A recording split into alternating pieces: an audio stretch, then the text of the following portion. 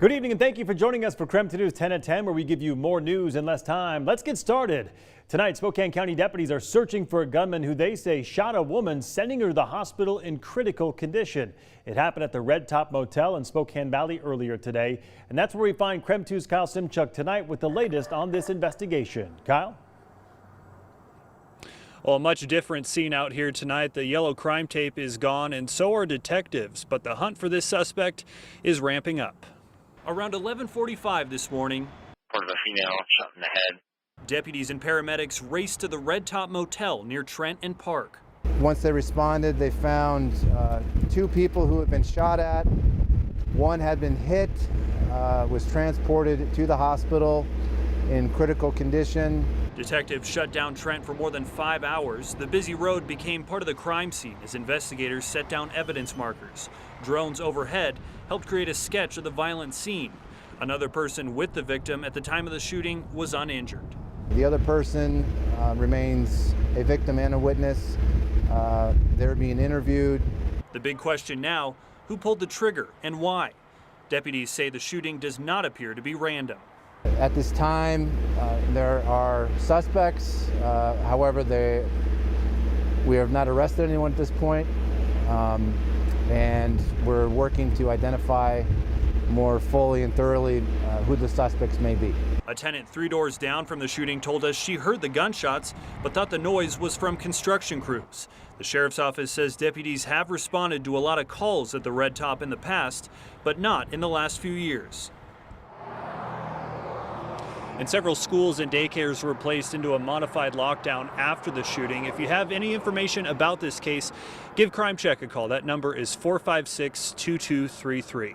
Reporting in Spokane Valley, Kyle Simchuk, KREM 2 News. All right, Kyle, thank you very much. And now to our night beat with a quick look at the day's top stories. Just one person had stopped or said stop. If one person had called for help when Sam was in trouble, Sam would still be with us right now. And that's really hard for us to live with.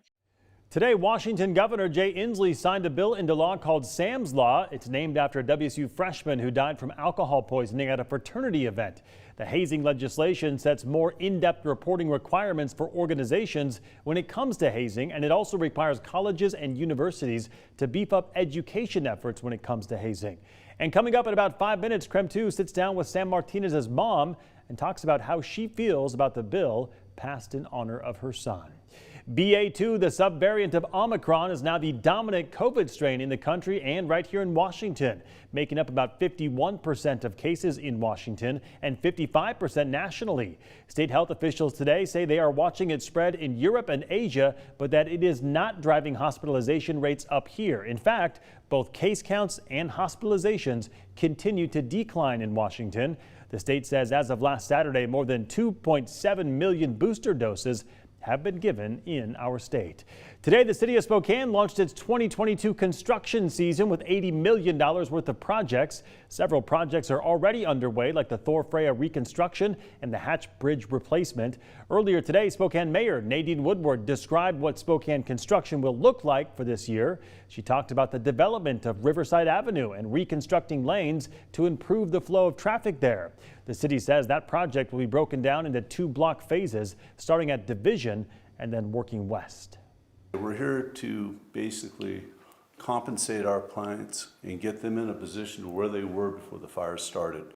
It's been about a year and a half since the Babb Road fire ripped through the towns of Malden and Pine City. The fire wiped out 80% of the homes in those communities and changed the lives of dozens of families.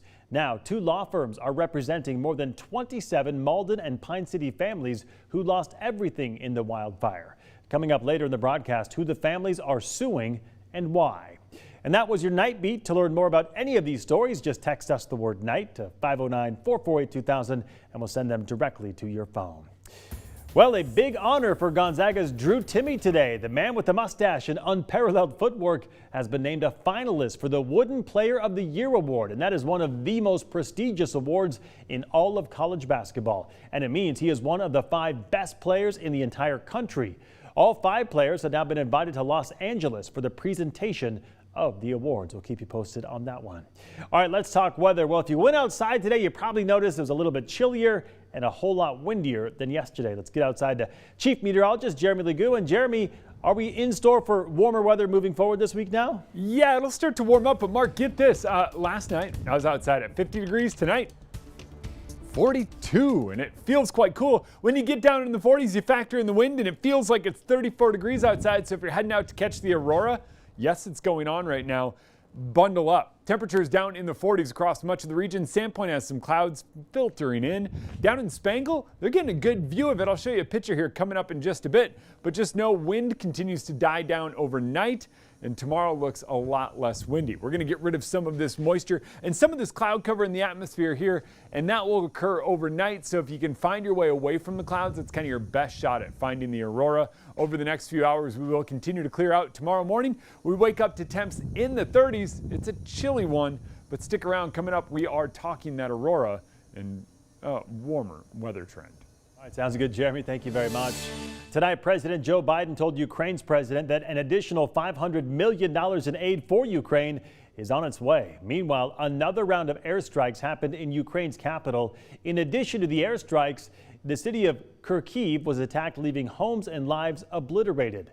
This came just hours after Russia said they would, quote, radically reduce their military operations in the area. According to a NATO official, 7,000 to 15,000 Russian troops have been killed in just over a month. And comparatively, in 20 years of war in Afghanistan, the U.S. lost fewer than 2,500 soldiers. The Spokane County Sheriff is pushing back after county commissioners approved a $1 million settlement to the family of a man killed by deputies nearly 3 years ago.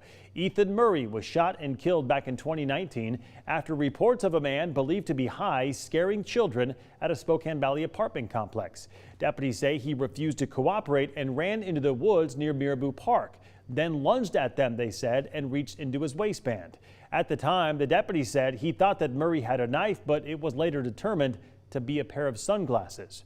Murray's family says Ethan was in the middle of a mental health crisis and did not deserve to die. They say instead he just needed help. The Spokane County Prosecutor's Office later determined the deputy was justified in his use of deadly force.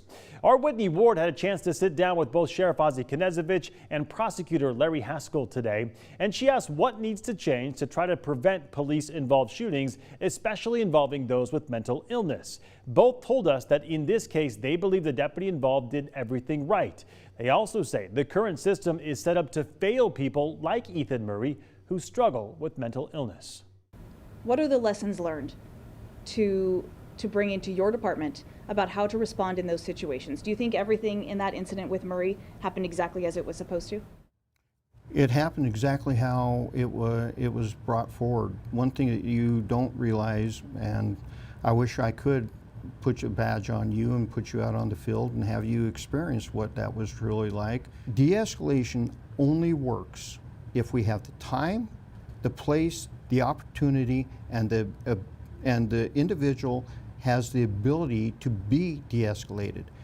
Some people don't have that ability if they are suffering extreme mental illness or are extremely high on drugs. When officers violate the law, if the facts available to my office meet the statutory standard, they're going to be charged and the prosecution will move forward just like any other case. I would hope that the public would take great pride in the fact that the officers are following the law. Ethan Murray's family also released a statement today. It reads in part, "A $1 million settlement speaks louder than any denial of wrongdoing. It's never enough and it won't bring Ethan back, but his mother is going to use it to great things for people struggling with mental illness in the Inland Empire." You can find that entire statement from the family on our website. Just head to KREM.com. And that was your KREM 2 News 10 at 10, where you get more news in less time. Don't go to bed just yet, though. A new law in Washington named after a WSU freshman who died at a fraternity party. When we come back, how Sam Martinez's family feels about that new legislation in honor of their son. And later on, a year and a half after the Babb Road fire, residents of Malden and Pine City have filed a lawsuit. Who they're asking for damages and why. We're back in just 90 seconds.